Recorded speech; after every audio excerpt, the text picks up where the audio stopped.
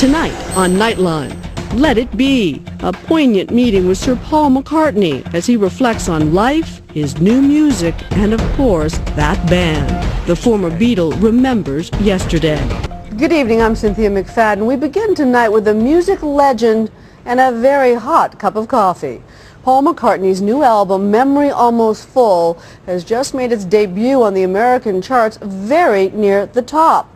That on its own may not seem remarkable given the ex-Beatles track record, but it has many people taking notice because this is McCartney's first release on a brand new label, a label created by coffee giant Starbucks. At a time when the old music establishment is struggling to keep pace in a digital world, this iconic artist has once again found a way to innovate and lead the way. As for the music, you be the judge.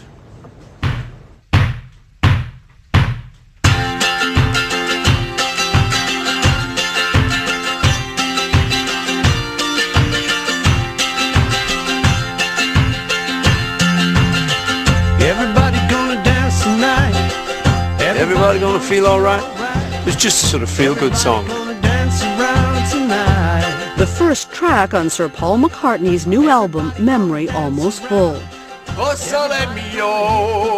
We sat down in New York yesterday to talk with him. Just moments before we started, he was told the album was debuting at number 3. Yeah, number 3 in America, the great United States of America. Number 3, that's not bad. In fact, it's the highest debut for a McCartney record in the past decade. Not bad for a man who turns 65 next week. Is it going to be a relief not to be 64 anymore? Will you still need me? Will you still feed me when I'm 64? Yeah, probably, yeah. I mean, I wrote that song and it was just so far in the future. It's like, yeah, I was 64, you know, hey. And then suddenly I'm there. I understand you're now entitled to a free bus pass back home. You had to bring that up, didn't you? Okay. Well, Are you going to collect it? I'll probably just pay and pretend I'm not a pensioner. Ride the bus? Maybe. Retire? No way. He has written and recorded a stream of hits in the 50 years since he met up with another young fellow from Liverpool, John Lennon.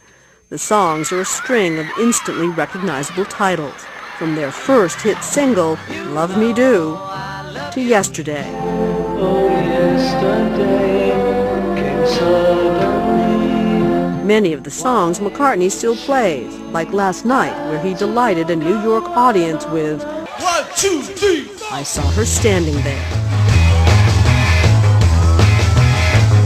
Well, she was just 17. How do you describe this phase of your life? This is pretty cool.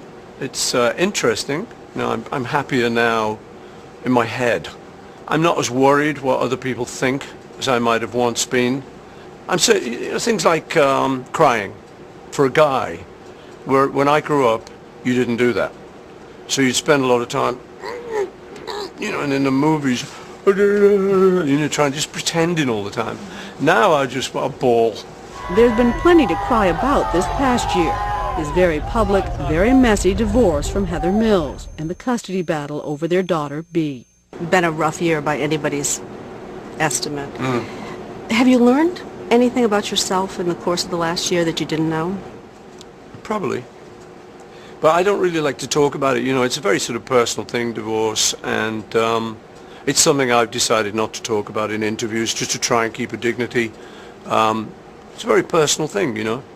You don't have to talk about it. So, you understand what I mean? I do. Thanks. How are you? I'm good. Yeah? Good, yeah. I feel good. I'm enjoying my music. You know, music is the great healer, and it always was. That was me at the scout camp. His new album, begun last Christmas, 6 months after his marriage broke up, would appear to be part of his healing. That and a new relationship with a mandolin. That's not a banjo? That's not a banjo, that's a mandolin. It was an instrument he had to teach himself to play. Sounds good. And as I was playing this, I have a 3.5-year-old daughter who came running in the kitchen. I was bang, digga, dang, digga, dang, dang, and she came running in, dancing. And it was so lovely that I just thought, well, I've got to finish this up, and this has got to go on the album. But perhaps the most arresting song on the new album is The End of the End. It's about death, his own, and how he'd like to be remembered. So I just wrote, on the day that I die, I'd like jokes to be told. I'd like jokes to be told, and stories of old to be rolled out like carpets the children have played on and laid on while listening to stories of old. It's a song about death, but it's not a sad song. Yeah, exactly. You know, it's I kind of surprised myself, I think, with that. You know, I was glad that it came out celebratory instead of kind of morbid. It's the start of a journey to a much better place. Do you believe that? Well, yeah, you know, it's I don't know, like nobody knows for sure, even the Bishop of London. I think it's a great world. I think we screw it up, probably. So there's no reason for me to think that after it isn't fantastic too. But it's a guess. So it's not just something we tell ourselves to feel better. It could be that too. You know, like I say, it's a guess. I don't know. I think as a kid, I used to think that definitely. I used to think, that's what older people do when they get older. And And now? Now I'm older. So it could be true. But, I mean, when you have kids, I think maybe you think about death in a different kind of way. You want to live long enough to make sure they're sturdy. You have grown children who are sturdy, but you have a little one. yeah. I mean, do you do the math and kind of say she's 3.5 now and I've got 20 more good years? I want to be around. I want to be around to pick up the pieces. Well, I mean, you lost your mother when you were young. I mean, you lost your wife when she was young. I'm not the only person on the planet who's experienced that kind of thing. Everyone loses their parents. Pretty much. You know. Everyone doesn't lose their parents at 14, though. No, well, that's right. So that was a very hard blow. When I met John Lennon, it turned out he'd lost his mum when he was 16. So it gave us a lot in common. But it was very difficult losing my mum. She was a lovely, lovely lady. You know, what you do as a 14-year-old to compensate is quite mysterious. I think I did a lot, you know, just to try and stop fainting kind of thing, you know. In fact, Let It Be, he says, was inspired by his mother. Mother Mary comes to me. I think music might have been a great healer. I think it was for John and I. And when we found each other, we certainly bonded and did a lot with it. Did you talk about it, or was it just understood? A little bit. You know, when you're teenage guys from Liverpool, you don't talk about it much. But we talked about it a little bit.